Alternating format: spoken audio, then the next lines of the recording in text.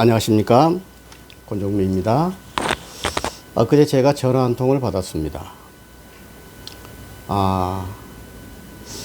전에도 저를 알고 있더라고요. 저에 대해서는 알고 있는데 나는 그 친구를 모르는데 결혼을 앞둔 아직 결혼하진 않은 젊은 남녀였어요. 신축 빌라 전세 이것만은 피해야 한다.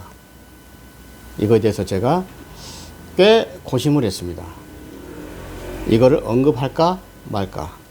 그런데 주변에 이런 그 상담이 꽤 오고 피해자가 늘어나는 것 같아서 결심을 했습니다. 이따 얘기했지만 정부 정책하고도 관련이 있습니다. 자, 여러분, 일반적으로 여러분들 생각할 때 전세는 집주인, 임대인이 고정이 되어 있죠. 근데 신축 빌라의 경우에 아직 소유권 보존 등기가 안 된 상태에서 전세 계약을 먼저 합니다. 첫째, 자, 전세 계약을 먼저 해요. 두 번째, 매수인을 구하는 겁니다. 순서가 뒤바뀌었죠. 원래는 매수인이 매수를 하고 나서 그 다음에 그 매수인이 임대인이 된 상태에서 전세입자를 구해야 맞습니다. 그런데 전세를 먼저 구해요. 그런데 어떻게 그 다음에 매수인이 맞춰지는 거냐. 일반적으로 여러분들 일반적이지 않기 때문에 제가 설명을 드리는 거예요. 이건 좀 피해야 되는 겁니다. 자, 예를 들면 겁니다. 사례가 한 두 가지로 크게 나눌게요. 신축했어요. 근데 예를 들면 전세는 3억입니다.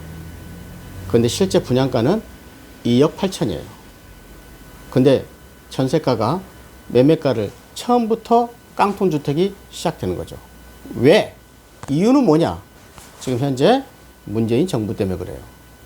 여러분, 전세에 대해서는 대출액이 최저로 봅니다. 80% 나오고요. 매매일 때는 40%밖에 안 나옵니다. 이게 결정적인 겁니다. 그러니까 아까 말씀드렸듯이 매매가는 2억 8천에 분양을 했는데 대출을 많이 해주니까 전세가가 매매가를 능가해버리는 경우가 있어요. 그렇게 되니까 먼저 전세계약을 3억짜리를 써요. 일반인들 여러분 두 가지가 있습니다. 무주택자들이 지금 집을 사게 안 만들었죠. 3기 신도시고 신도시 하게 되니까 기다린다 그 말이에요. 왜? 청약을 기다려. 그러니까 전세가 씨가 마르는 거고요. 두 번째, 유주택자들한테는 집을 살 수 없게 만들어 놨잖아요. 취득세를 2주택 8배, 3주택 12배. 어느 누가 집을 삽니까? 여기서 그걸 언급하려는 게 아니니까. 할 얘기는 무궁무진합니다만. 그래서 전세가가 정부 정책 때문에, 융자 문제 때문에 전세가가 출발부터 매매가를 능가해버리는 거예요. 여러분, 매매가가 정해졌습니까? 빌라 분양업자가 이거 2억 8천, 그럼 2억 8천이고, 2억 5천, 그럼 2억 5천이에요. 정해진 게 없죠? 그러니까 매매가를 정해진 게 없죠. 그냥 그 사람들 속인 것도 아니에요. 매매가를 속이는 것도 아니에요. 제가 말씀드리는 거는 전세를 먼저 계약한다니까. 왜? 누구나 전세를 원하니까. 지금 전세 물건이 없으니까. 그걸 정부가 지금 초래해가지고 지금 현장에서 일어난 일이라고 말이에요. 전세 3억. 전세입자는 맞춰줬어. 전세계약을 쓰는 거예요. 누구하고? 건축업자하고. 그리고 나서 나중에 매수인이 나타나게 되면 매수인과 새로운 전세 임차인과 계약을 다시 쓰는 거죠. 근데 이 친구는 결론은 나중에 좀 불안하긴 한데 전세 물건은 없고 그 다음에 보증보험까지 해준다 그러니까 안심하고 들어간단 말이에요. 자, 여기서 여러분들한테 제가 말씀드리고 하는 거예요. 전세 보증보험 들어가게 되면 임차인은 이유 불문하고 손해는 없어요. 3억에 들어간다 하더라도 2년 해서 연장이 되게 되면 일단 2년 동안은 그 나중 문제고 또 하여튼 요즘에 부동산 정책은 너무 복잡해서 하나를 설명하면 또 머릿속에 떠오르고 하는 게 너무 많아서 자, 2년 동안은 안심해도 돼요. 이해하셨죠? 근데 약간 불안하죠. 왜? 매매가보다 더 많은 전세금을 깡통주택을 안고 살게 되니까. 그러다 보니까 지금 현재 빌라 장사하는 건축업자들이 이걸 굉장히 활용을 하고 있어요. 뭐 여기서 제가 여기서도 제가 말씀드리는 것도 100%는 아닙니다. 왜? 그분들의 어떤 그 사정도 내가 고려를 하고 있기 때문에. 그러니까 불합리하다 이거예요. 출발부터. 그러니까 문의가 와요. 이거 불합리한데요? 좀 불안한데요? 이거 건축업자하고 3억에 전세 쓰는데 또 계약서를 쓰고 나니까 이거 매매가가 이 정도 안 되는 것 같은데 이런 얘기도 불안하죠. 그러니까. 그러나 임차인 입장에서는 보증금을 뗄 염려는 없죠. 계약서 쓰고 왜? 그 건축업자나 새로운 매수인이 보증보험을 들어줄 것이기 때문에 보증보험을 들어줄 거라는 조건으로 계약을 쓰게 돼요. 그거는. 이해하셨죠? 그래도 불안한 거죠. 그러니까 여기서 정부 정책으로 인해서 이따 또 다른 거이지만 이거는 일단은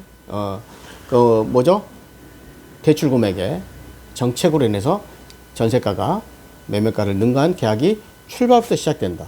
그러니까 임차인들은 저희들처럼 부동산을 잘 아는 사람이 아니잖아요. 가서 보니까 전용 10평이라고 그러는데 실제 가보면 15평이야. 다 확장이 나가지고 삐까뻔쩍해. 너무 좋아. 그러니까 처음에 자기 본인은 한 2억짜리 전세를 살려고 그랬는데도 가서 보고 이거 화장바로 속는다고 몇 번 이야기했죠. 3억짜리 계약을 하고 온단 말이에요. 조심하세요. 두 번째, 구축 빌라, 나중에 빌라, 거의 뭐 5년 됐든 10년 됐든 20년 됐든 이것도 발생을 해요. 왜 발생을 하느냐? 지금 제가 오늘 지적하는 거는 전세 계약을 먼저 하고 그 다음에 나중에 매매 계약을 하는 걸 말하는 거예요. 지금 제가 그 위험성. 자, 구축 빌라를 하게 됩니다. 매매 안 한다도 마찬가지예요. 전세 금액이 매매 금액을 능가해 버릴 때 상당한 문제가 있지 않느냐는 얘기죠. 자, 똑같이 3억으로 할게요. 전세 금액은 3억이에요. 근데 이게 흔히 말하는 공시 가격은 2억입니다. 공시 가격에 곱하기 1.5배를 해서 안심 전세 대출을 내줘요. 누가? 문재인 정부가 국토교통부에서 방침이에요. 그러면 실제 주택 공시 가격은 2억이죠. 그런데 대출은 얼마까지 나와요? 3억까지 나온다니까. 그럼 3억짜리 전세가 되는 거예요. 그냥 무조건 이게 통용이 되고 있어요. 그럼 3억의 전세 들어가. 근데 실제로 매매 가격이 얼마다? 2억 8천. 2억 8천 밖에 안 돼. 공시 가격은 2억. 시세는 2억 8천. 근데 전세는 어떻게 정부가 얼마까지 해준다고? 3억까지 해준다고. 안심 전세 대출의 지금 함정이에요. 그러니까 매매 안 한다 하더라도 지금 출발부터 전세 가격과 지금 매매 가격을 능가해버렸죠. 그걸 누가 만들어 놨다고요? 이렇게 운영하고 있는 사람들도 약간은 문제가 있어요. 그러나 근본적인 거는 뭐가 문제다? 정부가 잘못이에요. 정부가. 그러지 못하게 만들어 놔야죠. 전세하는 사람은 착한 사람, 집 갖고 있는 사람은 나쁜 사람, 두 채 갖고 있는 사람은 흉악범, 세 채 갖고 있는 사람은 살인범, 이렇게 아주 프레임을 씌워놔가지고 전세 대출은 99%까지 해준다니까요, 지금. 자, 전세 대출은 99%, 매매는 40%까지밖에 안 해줘. 어느 누가 집을 삽니까? 변창흠, 나하고 1대1로 대화를 해보자. 한번 맞짱을 뜨자, 너. 게임이 안 되는 거예요. 변창흠이는 저보다 한참, 뭐 연령적으로 어리거나 내가 볼 땐 정신적으로도 한참 뒤처진 인간이에요. 저는 자신있게 말할 수 있어요. 아무것도 모르는 애가 저렇게 어쩌다가 줄 타가지고. 그렇잖아요. 뭐 대학원이나 어디나 정시대학원도 안 나오고 무슨 일반 특수대학원 나와가지고 뭐 박사학위 따고 해서 뭐 어쨌든 뭐 서울에 있는 시원찮은 대학에 교수하다가 뭐 SH 사장에서 장관과에 가는 전형적인 폴리패스 아닙니까? 갑자기 목이 메네 내가. 솔직히 저런 인간도 장관 하는데 저는 개인적으로 단 한 치도 걔보다 못났다고 생각은 단 한 치가 아니고 0.001%도 안 합니다. 게임도 안 된다고 생각합니다. 저는. 그러니까 동사무소에서 구급도 못할 인간이 장관하고 있다고 저는 몇 번 이야기하는 거예요. 아무튼 이게 정책이 잘못된 거죠. 자, 결론만 시간상 짧게 하겠습니다. 여러분 전세 구할 때 이것만은 피해야 됩니다.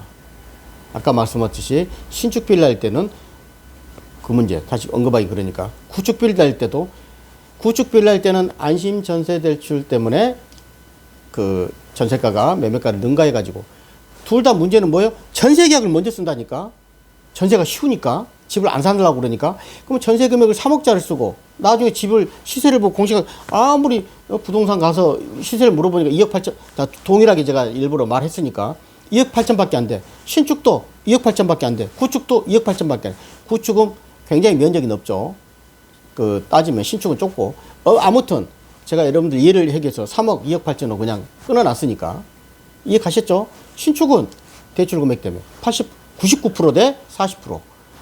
그 다음에 구축은 뭐예요? 안심 전세 대출.